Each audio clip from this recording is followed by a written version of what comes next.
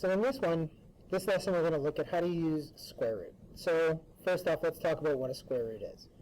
So if you ever see a number written like this, like say 81 square root, you get this little kind of check mark symbol on top. What this is asking us is, what number multiplied by itself gives us 81? Now if we have to figure this out by hand, it's actually a pretty long, tedious process.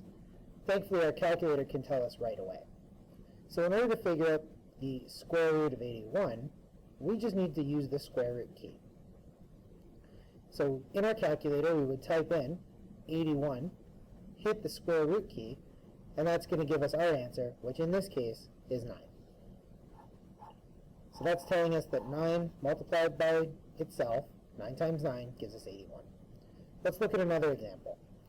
Let's look at the square root of 144.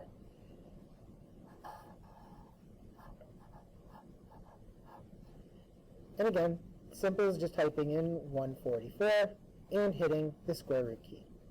And in this case, we're going to get the answer of 12, because 12 times 12 is 144. Okay, that's the easy examples. But usually what will happen is when you hit the square root key, you might get a number, and a decimal, and a bunch of other numbers. So let's look at how to handle that. Let's do the square root of 30. Okay, when we type this into our calculator, we're going to get 5.477225, and then like a bunch of other numbers.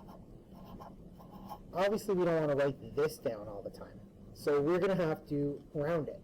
And for the purposes of this course, we're just going to keep 2 numbers after the decimal place. So we're only really going to worry about this. However, we have to decide what to do with that last digit. So right now, what we have boxed in there is 5.47.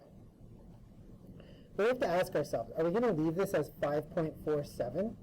Or are we going to make it 5.48? Basically, are we going to round up or down? And what we're going to do is we're going to take a look at the next number.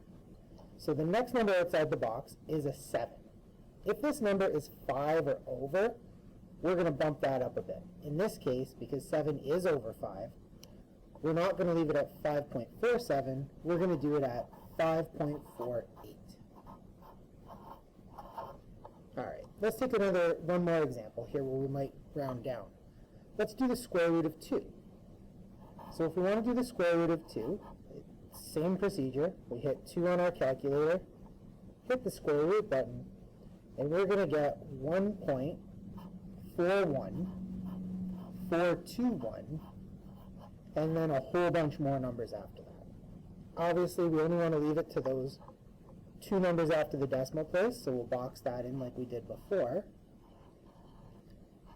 Except this time when we look just outside the box, the next number is a 4. So that means we're just going to leave it as it is, and leave it at 1.41. And there we go. That's how we use the square root button and how we round our answer. Thanks.